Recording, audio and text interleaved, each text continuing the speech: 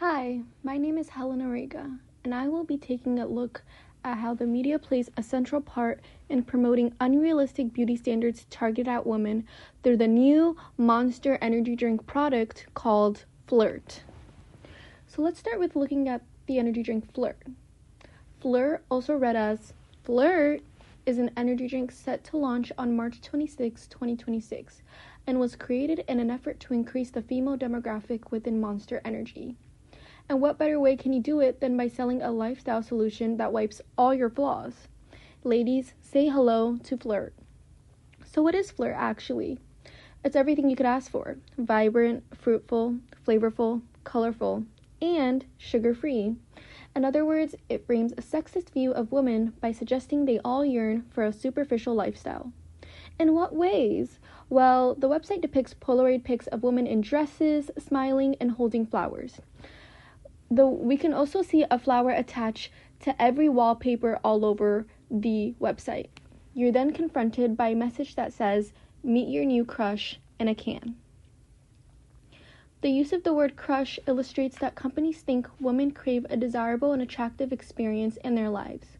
How so? Well, the article of Fizzy Mag highlights how FLRT doesn't read like an energy drink.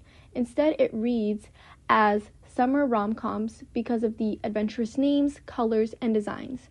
For example, these are some of the drinks that will be launched this upcoming March. The first one is Strawberry Filling. The second one is Sunset Squeeze. The third one is Berry Tempting. And the fourth one is Guava Lava.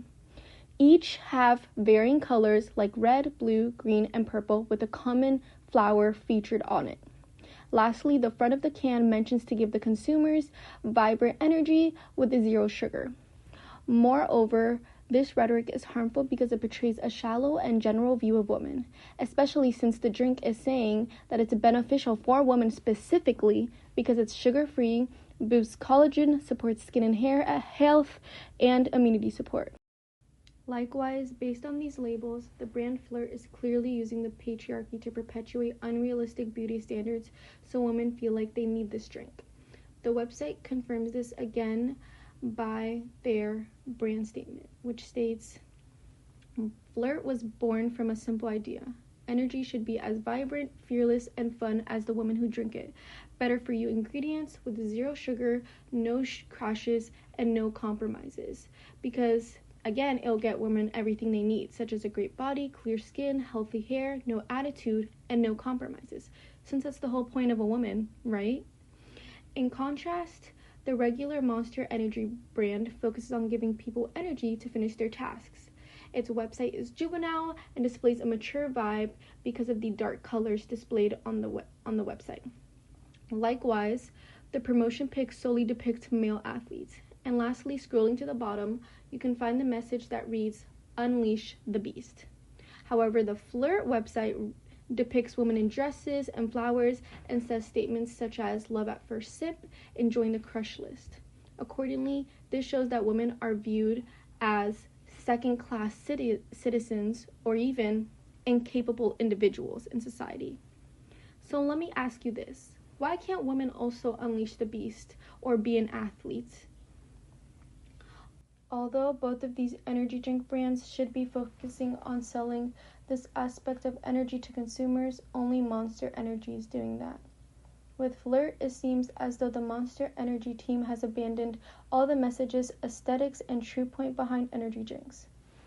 We can look back at both websites and see that the brand FLRT focuses on how it can elevate a woman's appearance rather than provide energy.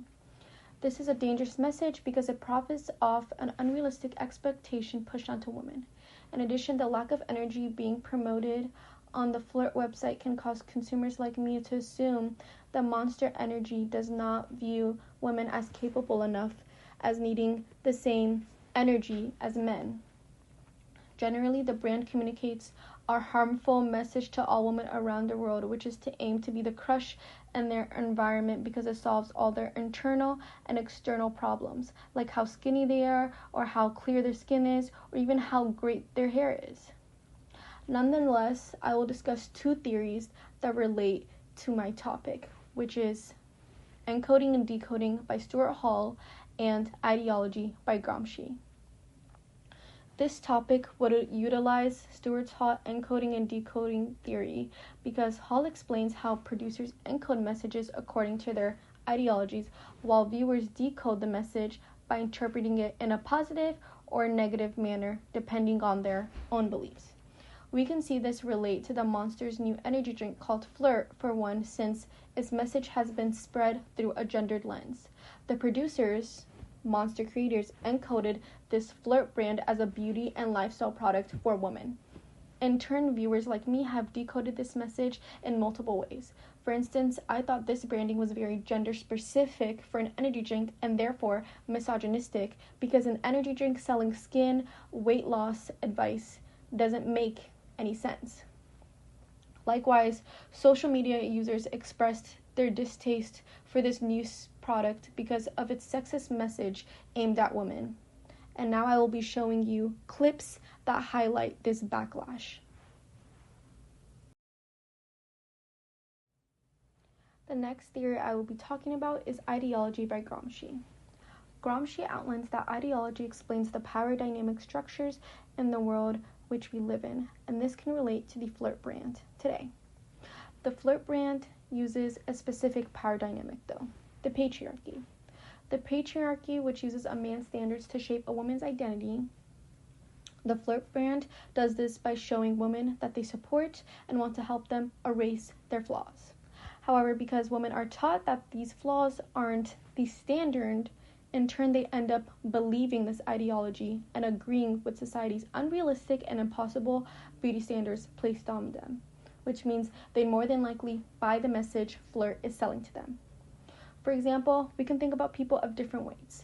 Women who are particularly mid-size are taught that it is unacceptable to be that size in society because it is endangering their beauty.